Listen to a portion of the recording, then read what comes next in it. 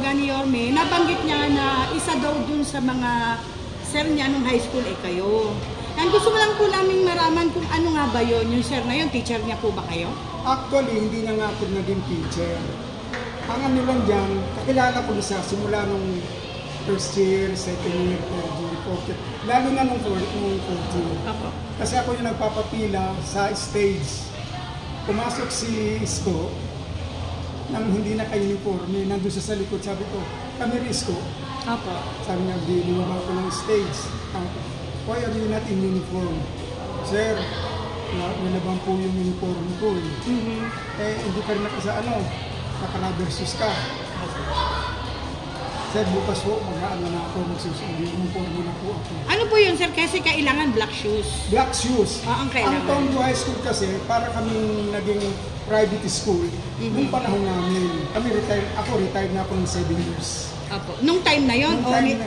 Nung time na yun, nung time nila Isko, nagsimula doon sa principal namin noong 1980, kasi 79 nagsimula ang Tondo High School. Naina ko sa Tondo High School 1980, wala pa sila Isko noon. Kaya ginawa namin parang gano'n na very strict ang requirement ng principal namin na ako yung nagpapapila sa stage.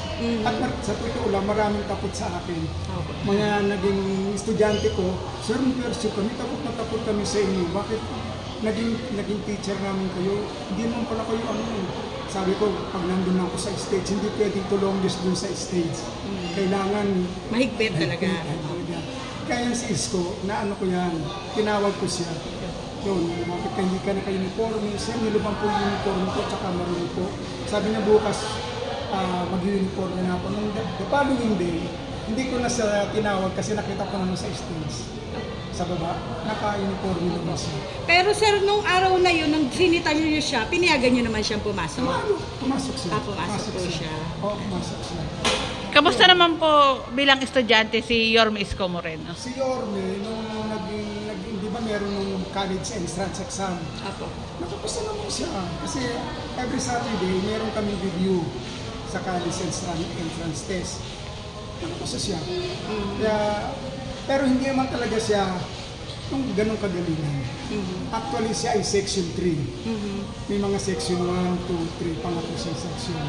Ako, ang hawak ko nun ay section 5, yung advisory class ko.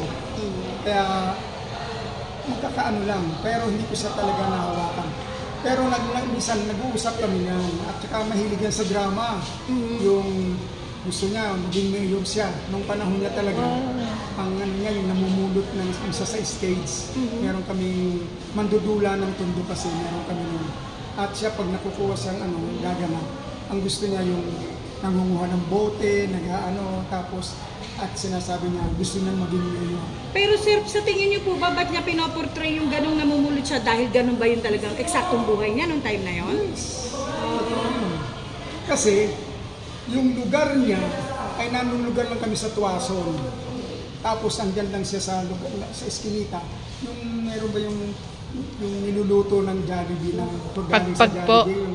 Yung pagpag. Oo, totoo yun. At ako rin, natikman ko rin.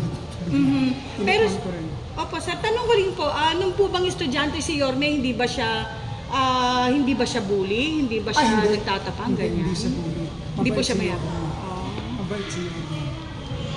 Kaya marami siyang mga kaibigang teachers, talagang siya.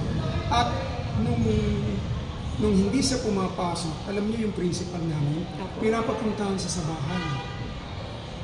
Pinapasundo para pumasok. At sasabihin, matanda na yung principal namin, si Ma'am Nati Samuel, wala na rin ako, kumalaw na. Pinapasundo pa yun para lang pumasok siya. Minsan, siyempre, alam mo na, hindi siya nakakapasok. Pinapasundo siya sa bahay. Pero sir, nung po bang estudyante siya, hindi pa siya nag-artista noon? Hindi pa. Hindi pa. Tapos nung naka-graduate na yata siya, nag-Dutch Entertainment siya. Ano siya nag-ano? Kasi actually nung vice mayor na siya, nagpagawa kami ng speech laboratory. Sabi niya, sir, papagawaan ko kayo ng speech laboratory sa Tondo High School. Ako yung nagpa-follow up sa kanya sa City Hall. Naabutan ko doon si Herman Moreno sa office. At sabi ko, andun si Germ sa opus niya. Sabi niya, hindi naman ako mapasok pag nung pinatawag niya, sabi niya, nandun si Sir sa labas, papasukin mo na. Sir, kanina po nasabi ninyo nga na minsan nag-standby nga kayo dyan sa Manila Hotel na nakikita nyo nga po siya. Ano po nun? Konsehal na siya o hindi pa? Konsehal na siya. Konsehal na siya. Nagbabantay siya ng mga nagja-jogging pag Sabado. O kaya linggo. Konsehal na siya noon. Yung sinasabi niya nung unang nagtumutusan na bilang konsehal. Apo. Lagyan kahit saan niya ako makita, kahit dun sa Mary Johnston, nung nagpagawa sa dyan ng typing class niya. Apo. Makita niya ako doon, Sir, saan kayo pupunta? Sabi ko, pupunta na ako dyan sa Divisoria mamamalayan ko. Kasi ang bahay lang namin nandito lang sa likod dito.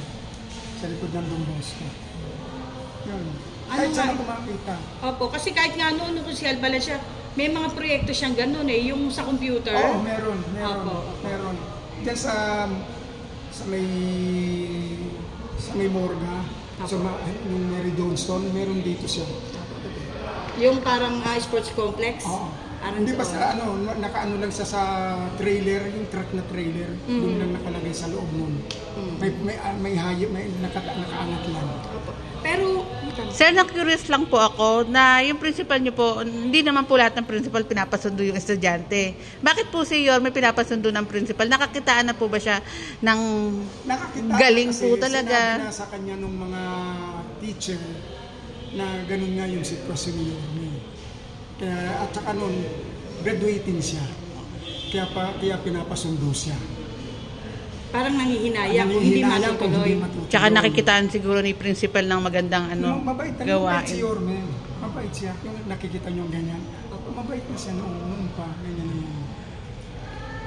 yan. Sir, tanong ko lang po, mula po ba nung nakilala niyo si Yorme hanggang ngayon, ano po ba yung nakita niyong pagbabago or yung hindi mga pagbabago ni Yorme mula noon hanggang ngayon?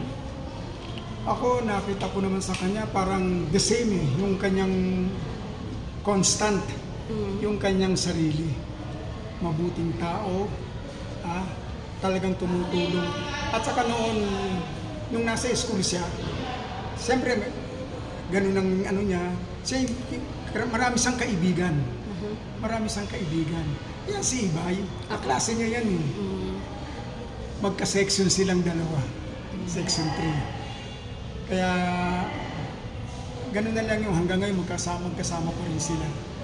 Mabait siya talaga sa akin Hindi ko nakitaan niya na saan sabi mo nagaling. Hindi ko nakitaan niya. At talagang yung gusto niyang mangyari sa kanya, ay nangyari sa kanya. Sabi niya, Sir, alam niyo, gusto ko maging mayor. Sabi ko niya. Sir, since nasabi niyo po na hindi naman ganun kagalingan si Yorme dahil nga based sa sitwasyon niya po, so ano po yung nag-excel po sa kanya noon na dati, di ba, hindi siya ganun kagalingan na ngayon na-improve niya po? Kasi siguro yung sa pakikisilamuhan niya rin sa mga tao, number 1, nag-aral din siya. Kasi nung bumalik yan ng Tondo High School, ang sabi niya sa akin, kumukuha siya ng transcript. Sir, magsisiman po ako. Magsisiman ka? Sabi niya, yes sir, magsisiman po ako. Sige, tuloy mo. Sabi kong ganun, tuloy mo kung magsisiman ka. Tapos yung laban, hindi nga natuloy yung isang pagsisiman na kumandidato.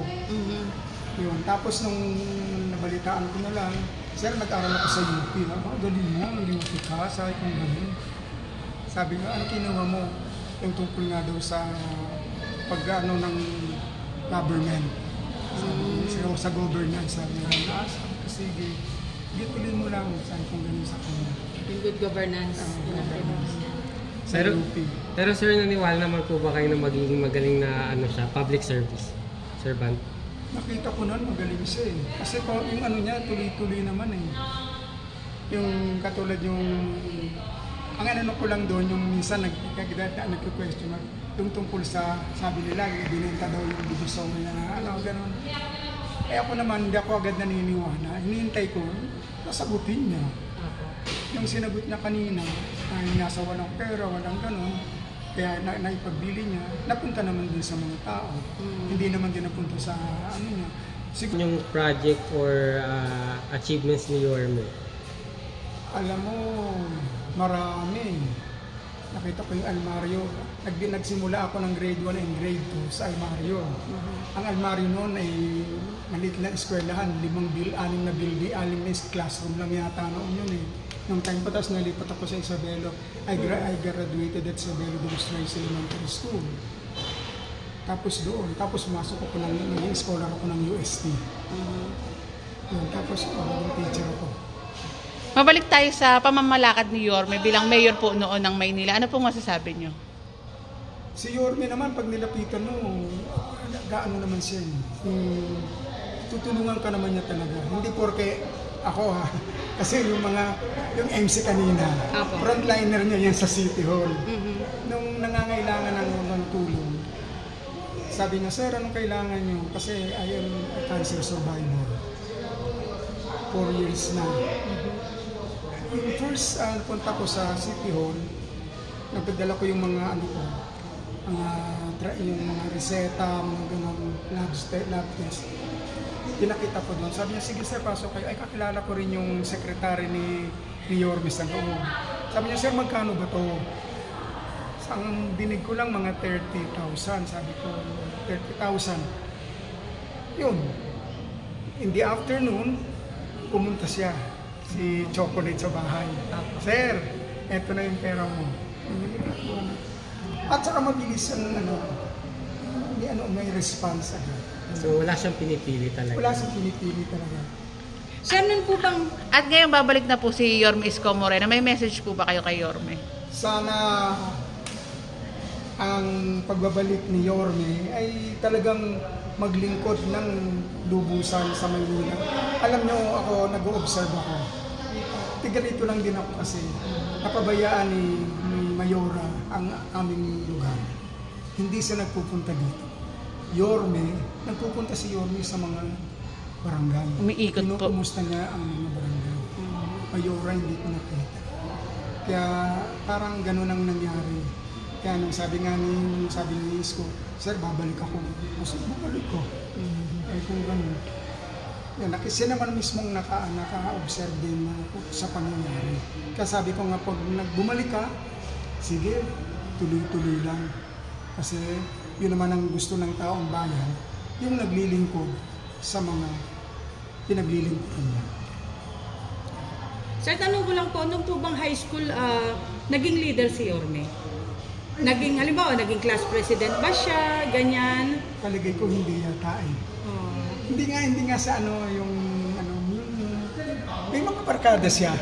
Pero hindi siya yung sabi mo naging Hindi ako sigurado na hindi siya naging kasi hindi ko nga siya naging Bali, hindi po siya academic wise po nung time na yun. Sa academic wise, pasado naman yung mga niya. Kasi hindi ka naman nag-graduate ng eh. At talagang inalalayan din siya nung kanyang mga klase. Siguro magaling din siya makisama. Magaling siyang makisama talaga. Yun ang ko. Magaling siyang makisama. Dito nga, pag napupunta yan dito may football table kami doon. Naglalaro sila ng football table. Minsan nandun, basketball. Tapos minsan pagbabalik nila doon. Sir, ang galing kami sa Don Bosco. Bali, sir, very smart siya. Ayun. And last message niyo po kay Mayor Isko Moreno. Ang message ko lang sa kanya, sana mas galingan niya pa, masigitan niya pa yung mga nagawa niya dati para talagang tingnan siya ng maigi ng mga taga-Maynila. Hindi lamang ng tiga-Tondo, kasi tiga dito siya. Pero ng buong Maynila at hindi higit sa lahat ng buong Pilipinas. Yung sinasabi niya kanina na naging number 1 ang Maynila nung siya ay namuno, sana maibalik niya yun. Napansin ko rin sa Divisoria. Ngayon bumalik yung mga pulis. Dati wala ng pulis na naman dun eh. Ngayon meron na naman yung sa mga may jeep, sa bandun sa may Dagupan, mahigpit na doon sa may bandaron sa Nara. Dati maraming sidecar doon. Ngayon wala nang mga sidecar. Mukhang nasisita na naman. Nasita na naman. Sabi ko siguro kasi mag-i-eleksyon.